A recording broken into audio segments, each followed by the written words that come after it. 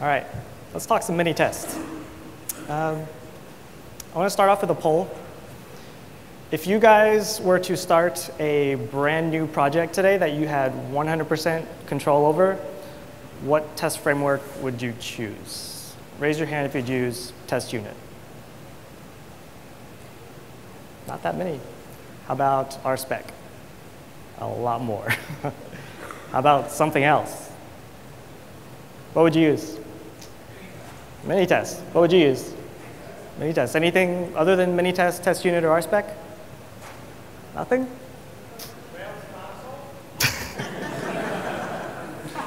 Okay. So today I want to talk about MiniTests. I've been using test unit for several years. About a year and a half ago, I started using RSpec. I really liked it. But then a few months ago, I started using MiniTests. And today I want to share with you my experience with it and how its simplicity won me over.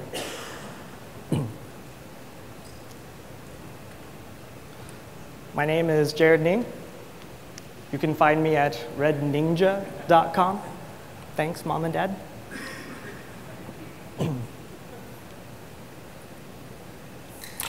So when I was putting together this talk, I Googled for simplicity quotes. And this one really kind of jumped out at me. Frank Lloyd Wright said this: "The architect should strive continually to simplify. The ensemble of the rooms should then be carefully considered that comfort and utility may go hand in hand with beauty." And the reason why this really jumped out at me was because it sounded almost like he was talking about programming. So I did a little bit of substitution. The programmer should strive continually to simplify. Code should then be carefully considered that intuition and functionality may go hand in hand with beauty. So functionality, does your code do what you thought it was supposed to do? And intuition, when you look at your code, does it make sense to you right away? So this is the big one. The ability to simplify means to eliminate the unnecessary so that the necessary may speak. Commits like this one from John Layton make me happy. Aaron Patterson is referring to this commit. Aaron Patterson did a refactor, and John Layton took that refactor and deleted 72 lines of code and replaced it with 6 lines of code, and it did exactly the same thing.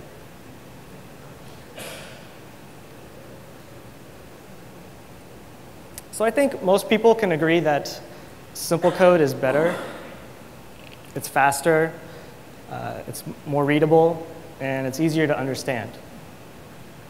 And we've been told many ways of how to achieve this.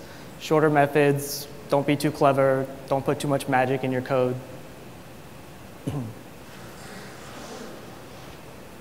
Occam's razor.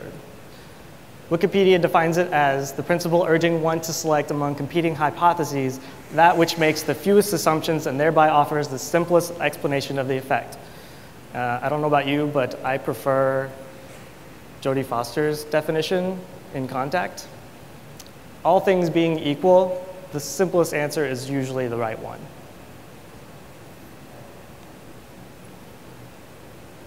So how can we apply Occam's razors to code? Well, I think it applies with the red-green refactor cycle. So red being you write a test that fails, you implement it, make the test go green, and then you go back and refactor it. And you go through the cycle over and over again until what you end up with is something that you're happy with. So anybody that's actually gone through this cycle usually finds out that when you refactor, your code ends up having shorter methods. It's not too clever, it has less magic, it's better, faster, more readable, easier to understand. So this is us continually striving for simplicity. But does this apply to all code? Like, what about code that you don't write? Like the tools, like gems. Does this apply to your test framework? I definitely think it does.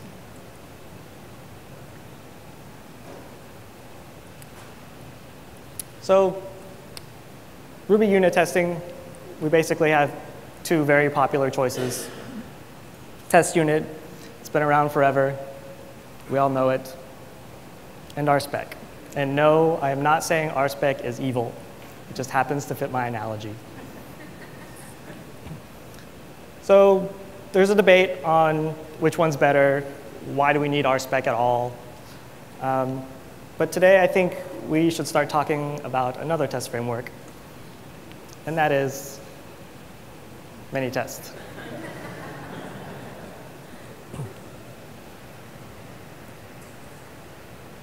So what makes MiniTest awesome? Well, it's small. It's fast. There is a little bit of magic, but one of the things I want to do today is to show you what's going on behind the curtains so it doesn't seem as magical anymore. The biggest thing it has going for it is that it's really simple. And you already know how to use it. Let me explain what I mean by that. MiniTest is basically a drop-in replacement for test unit. So this should look awfully familiar to anybody that's ever used test unit. Right? We still have a class. It's a subclass of something. You define your test by starting with the word test and underscore. We're still using assertions. This should look really, really familiar. So the only real difference is that it's a subclass of something that you're not used to. That's not a big deal. Most of the assertions that you're used to using are still there. They did remove a few of them, but ever since I've been using it, I haven't noticed. So they've removed some of the lesser known, lesser used assertions. MiniTest is also an RSpec alternative. And for me, to switch from RSpec to MiniTest, it's got to have the readability still, right? That's what we all love about RSpec, right?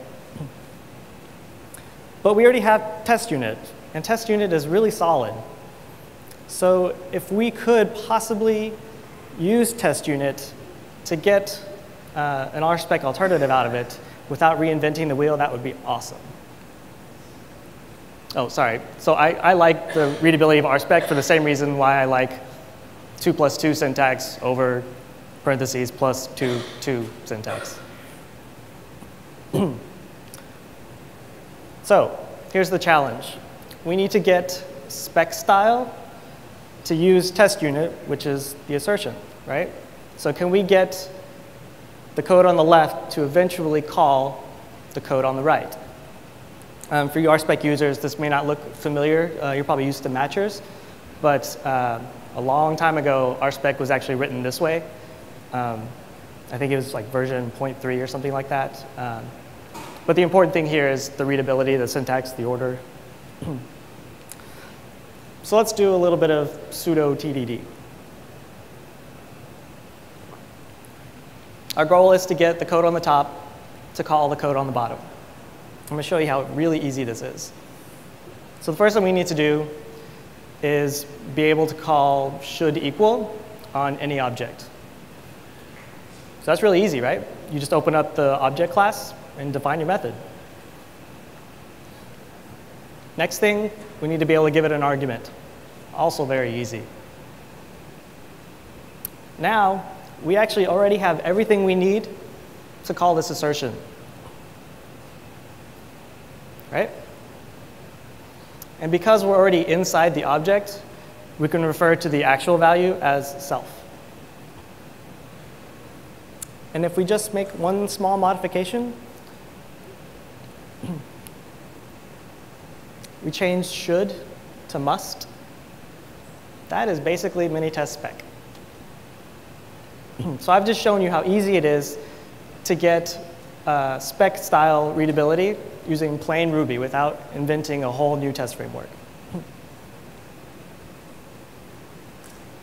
So here's what a spec style MiniTest suite would look like. This is a complete runnable suite. So this should also look pretty familiar to RSpec users too, right? So we still have our describe block or if block, and then inside it, we're using what MiniTest calls expectations. So let me show you what MiniTest is doing behind the scenes. With your describe block, it's basically just making a class out of it and making it a subclass of MiniTest spec. And MiniTest spec is just a subclass of MiniTest unit test case, which is what we used before with the test unit style. The it block, basically what it's doing in the background is just defining a method that starts with test underscore. It is doing a little bit more, but the important part is it's just defining a simple method that starts with test underscore.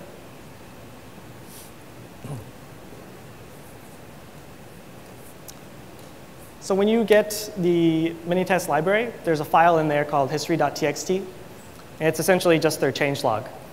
And I started reading through this, and I'm going to share with you a couple of lines that caught my eye. Remove this, unnecessary. Remove that, unnecessary.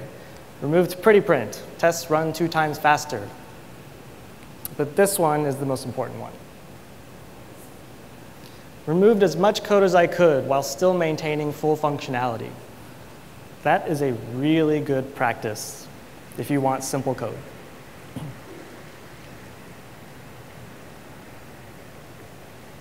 So let's do another poll. Except this time, let's start with everybody's hands up. If you have already used MiniTest, put your hand down. Interesting. If you are still using Ruby 1.8, you have not yet upgraded to Ruby 1.9, put your hand down. That's way too many hands. OK, if your hand is still up, I'm going to make an assumption about you. You can put your hands down now. Either you're using Ruby 1.9, and you've at least used test unit at some point in time in Ruby 1.9,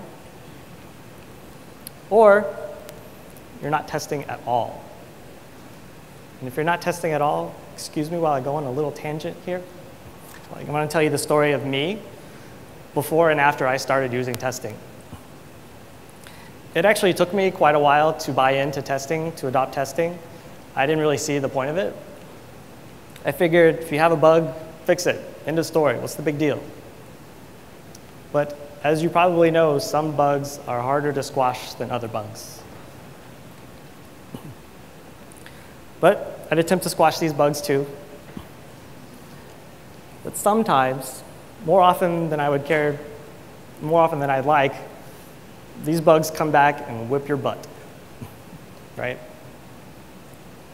And for anybody that's been down in the trenches fighting these bugs, you know that your life is miserable when you're doing this. Not to mention, you make your coworkers miserable too. Because when you're not testing, you're breaking their code, they're breaking your code, you're cleaning up their mess, they're cleaning up your mess. It's just really not fun. So I started practicing testing. I got better at it, especially using TDD. And I finally woke up one day and realized testing is really useful. How did I not do this before? I can't live without testing anymore. And I have to tell you, that was probably one of the biggest, most important basic level ups that I've ever had as a Ruby developer. So now I still have bugs just like everybody else. But these bugs are a little bit smaller, a little bit more easier to manage. So occasionally, my users are minorly inconvenienced by bugs. But now this is what it feels like to squash bugs, because I know how to test.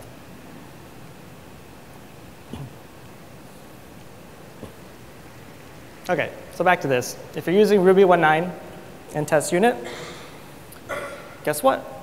You're already using MiniTest. Because in Ruby 1.9, test unit is built right on top of MiniTest. Which also means you get MiniTest for free. MiniTest is packaged with Ruby 1.9. It does come in a standalone gem. Ruby 1.9 does keep up with all the updates with the gem. But if you don't feel like installing a whole bunch of different Ruby patch levels, just install a gem. You can always get the latest one whenever you want.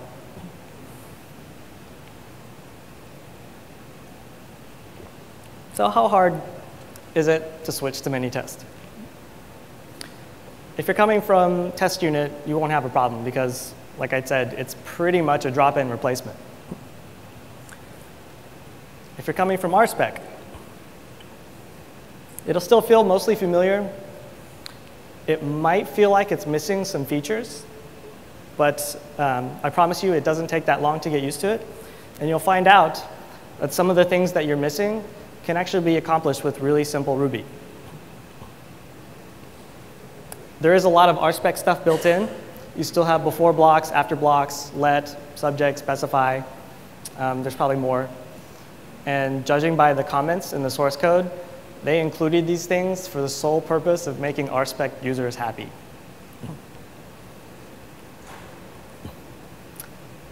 The first thing that I missed when I switched from RSpec to MiniTest was the ability to define custom matchers. So for example, if I wanted to test that 42 should be a multiple of 3, this is what I would do in RSpec. So you define a matcher, you give it the name, define your match block, and you define your failure message. So MiniTest doesn't have custom matchers. And because when you want spec style expectations, and because it uses test unit style, we have to define the assertion first. So let's do that. So we need to define assert multiple of the multiple and the number. If you just open up the MiniTest assertions module, anything you define in there automatically gets included in your test. So we're defining the assertion, giving it the arguments, building the failure message, and calling the assertion. So anybody that's ever done a custom assertion, this should look familiar.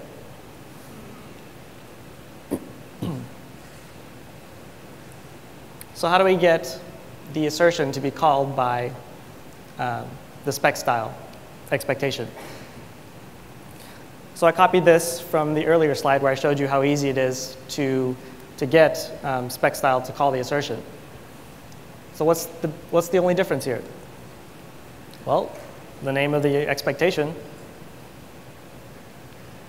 and the name of the assertion. That's it.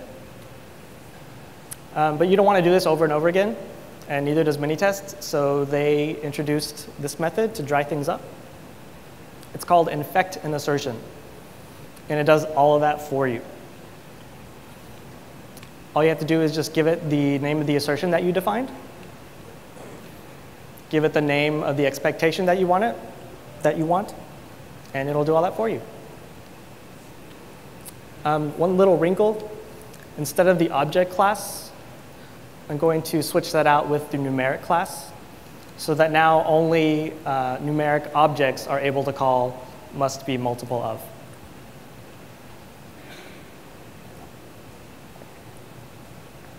So MiniTest uses this for all its expectations. If you go in the source code and look at the expectations module, there's no method definitions. All it is a whole bunch of infect and assertions. So what's this last argument? This is an optional argument. The convention is when you define an assertion is you give it the expected value first and then the actual value last. But it's just the opposite with spec style, right? They're flipped. So MiniTest knows this, and it assumes when you define a custom expectation that you naturally want to flip these. So when you call infect an assertion, this is what it's doing behind the scenes. It's flipping them for you. But what about other expectations like this? Must be empty, where there is no argument to flip. Well, if we went ahead, oh sorry, this is what the assertion should look like. If we call infect an assertion, just like we did before, it's going to try to flip those arguments for us. And it uses argument splats. And so when you take the first argument of an empty array, you get nil. right? So it's trying to shove a nil into that assertion when we don't want it to, which is why we need this last argument. We're telling MiniTest, don't worry about flipping, I'll take care of it.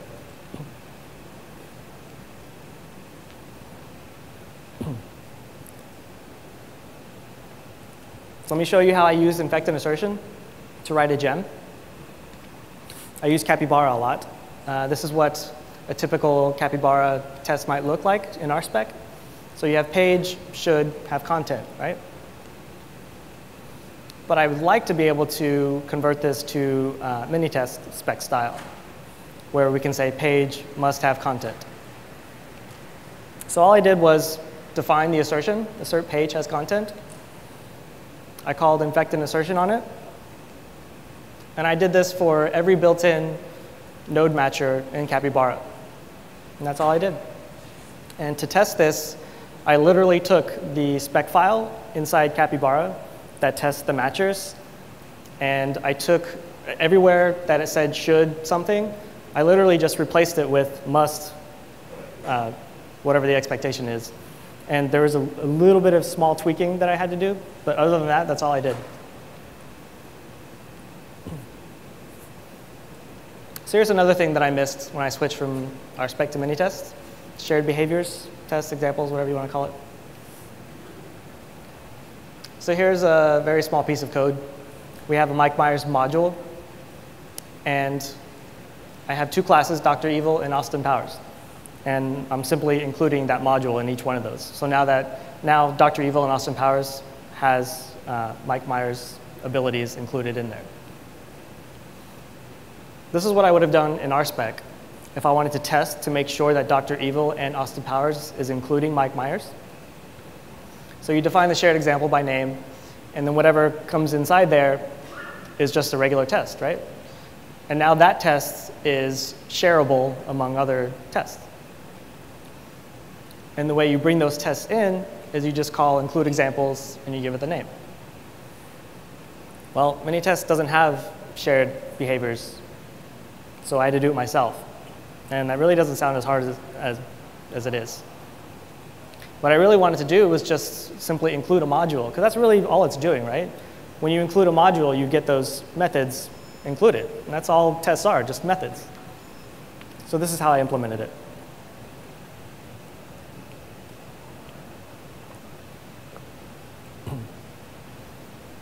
Define the module, call self-included on it, and did some class eval, and define the test.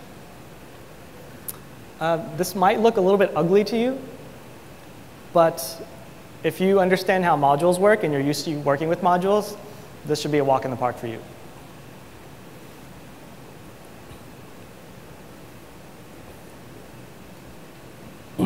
However, before you start thinking about how to define shared behaviors, examples, tests, the first thing you should think about is whether or not you should extract it into a gem.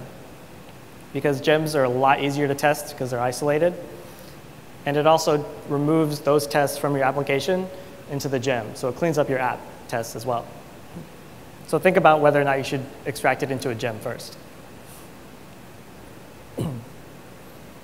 So let's say you do switch to MiniTest and you feel kind of lost. There's actually a whole bunch of extensions that people have written. So if you feel like you're missing some features, go check out the extensions and see if somebody has already filled in the gaps for you. So now that you got the basics down, let's talk about another library in MiniTest, the mocking library. So here's a simple piece of code, a simple class called Mockingbird. And when I create a new Mockingbird, I'm going to give it a Twitter client. And when I tell that Mockingbird to sing, it should tweet something and return the status.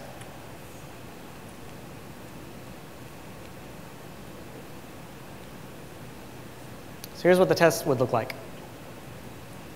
I don't want to bother with Twitter. I want to be able to run my tests even if I don't have internet. So I'm going to pretend that I have a Twitter client. I'm going to mock it. And you do that by calling MiniTest mock new. And with that mocked Twitter client, you can tell it to expect a tweet method. And when it gets that tweet method called on it, it should return 200. And that last part is the arguments that you expect. And notice that I'm just giving it the string class, not a specific string, even though you can do a specific string. And now I'm creating a new Mockingbird, just like normal. But instead, I'm giving it this fake Twitter client. Now when I call bird.sing, it should do all that tweeting for me. And this is how I verify that it's being called. So if for some reason tweet was not called on that mocked object, this test would fail. This is a really cool library. It's actually very tiny. It's a little bit more than 100 lines of code. So obviously, when you talk about mocking, you got to talk about stubbing, right? Well, MiniTest does not have a stubbing library.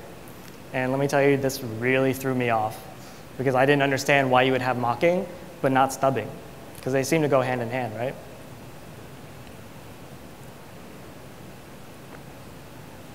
So this really threw me off until I watched Ryan Davis's talk. Ryan Davis is one of the authors. This was at Cascadia Ruby, I think, last year. And in that talk, he explained why there is no stub library. And he quoted Phil Hagelberg, who said, "Def is my stub framework." And let me show you what he means. Another simple class, it's a stubbing bird. When I compare it to something, it'll ask, "Have you heard?" And if you have heard, it'll just return true in there. If you haven't heard, it's going to play a really annoying song.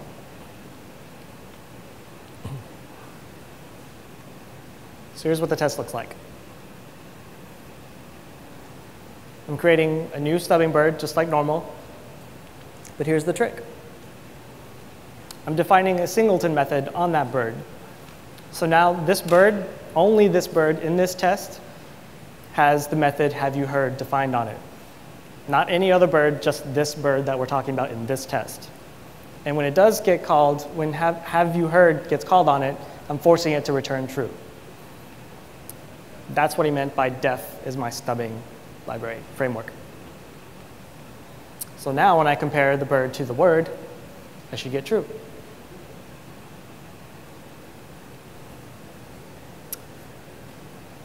However, I should warn you that mocking and stubbing should be done very sparingly. Ryan Davis likes to call it over-mocking. I like to call it franken-stubbing. And the reason is because when you over-mock and you over-stub, you're making a whole lot of assumptions. You're gathering a whole bunch of fake stuff. All right, let me put it this way. Which test would you trust more? A test that runs close to the real world, or a test that has a whole bunch of fake stuff in it? So that means you should probably only be stubbing and mocking maybe like third-party stuff, like Twitter, external clients that you have no control over. Those are the things that I think are probably OK to stub and mock. But other than that, if you can test without stubbing and mocking, you should definitely do it that way. In fact, Ryan says you always should make your test pass before you even stub and mock stuff.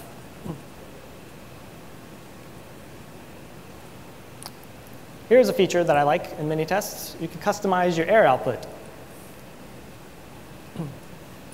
So pretend we have two articles here, and when I compare the two, they are not the same. This is what you get by default.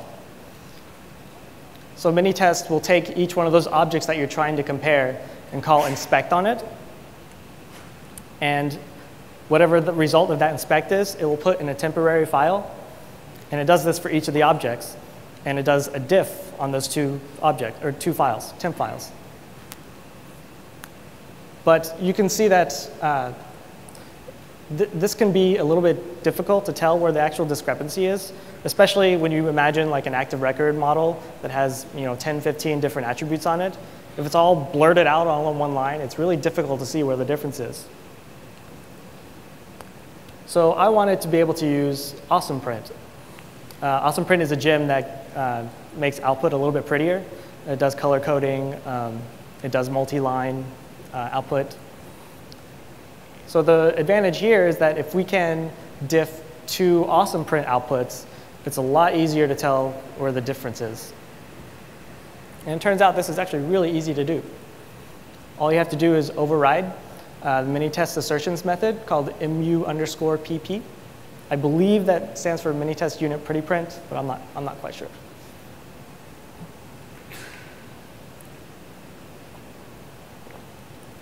Here's another output feature that I really like, MiniTest pride. In the command line, when you run your tests, by default, this is what your output looks like. But if you include or you require MiniTest pride, this is what your output looks like. It does nothing but colorize your dots. This is what failures and errors look like.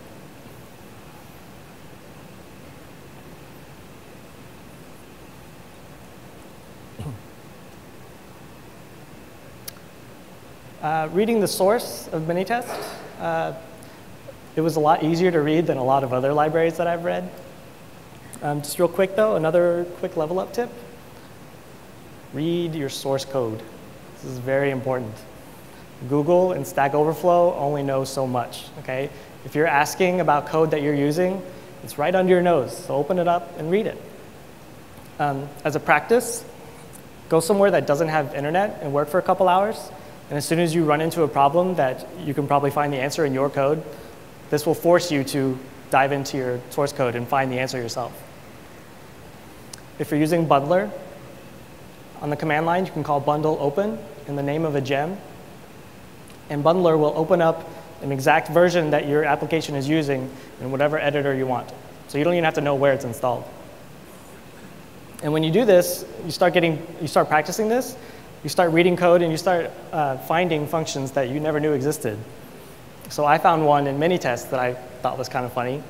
By default, your tests in MiniTest are run in random order every single time you run a test. And the reason why they do this is to make sure to try to separate all your tests out and make sure that there aren't any weird order dependencies on the order that your tests are run. And if for whatever reason you want to turn this feature off, you can. But you have to call I suck and my tests are order dependent, bang.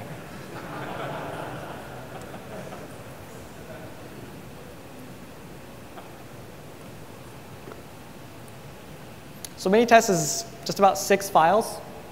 This is their lines of code. You can see that a lot of the files are actually pretty small. And even still, a big chunk of that code is documentation. So that makes MiniTest really easy to read, which is really important because the easier it is to read, the better chance you have of understanding what's going on. And that's important because the more you understand, the more control you have over it.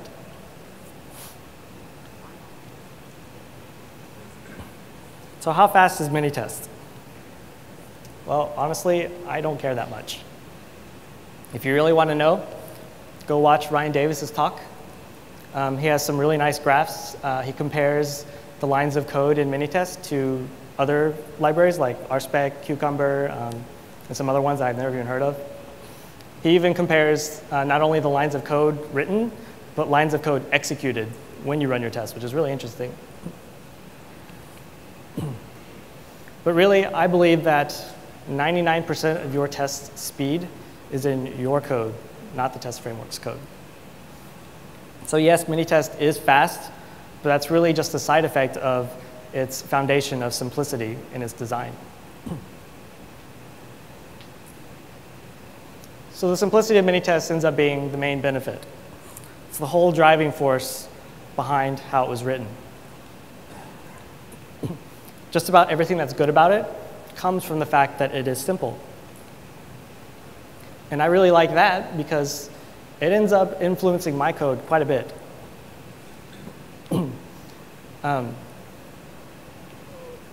My tests got better too, because now when I test, I keep asking myself, is there an easier way to do this? Do I really need this gem? And when it comes to testing, I'm always thinking first, what's the minimum amount of code I can get to verify that this works? And if you're practicing test-driven development, that's a big deal when you're designing, because you're starting off with a test that is something that is easy to test. So we're eliminating the unnecessary so that the necessary may speak.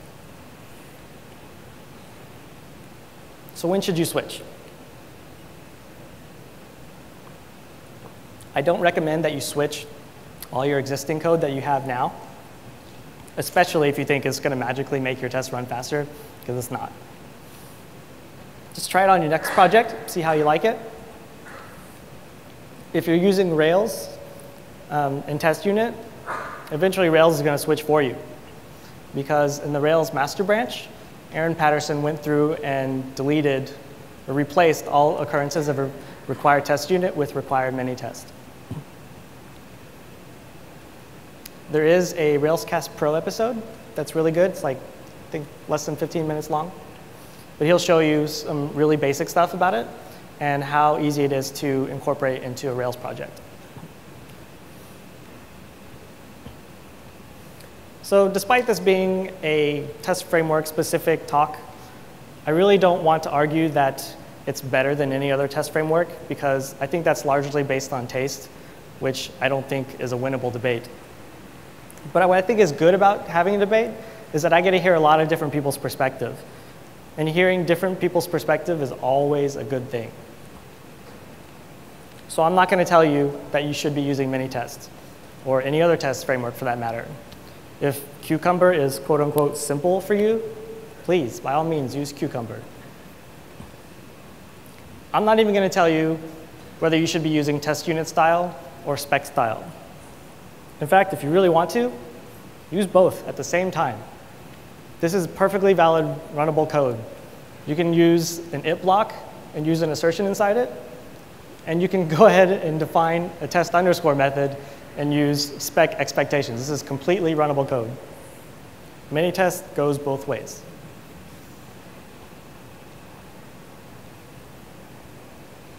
So the good thing about us having the debate is that it shows that we really care about testing, and that's a big deal.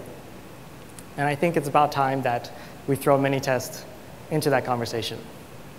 But whatever you end up choosing to use, whatever you do in your code, please just remember to keep it simple. Once again, my name is Jared Ning. You can find me at regninja.com. This was actually my first talk, and I totally had a blast putting it together. If you want to, go to speakerrate.com and give me some feedback. I'd really appreciate it. And that's it. Thanks a lot.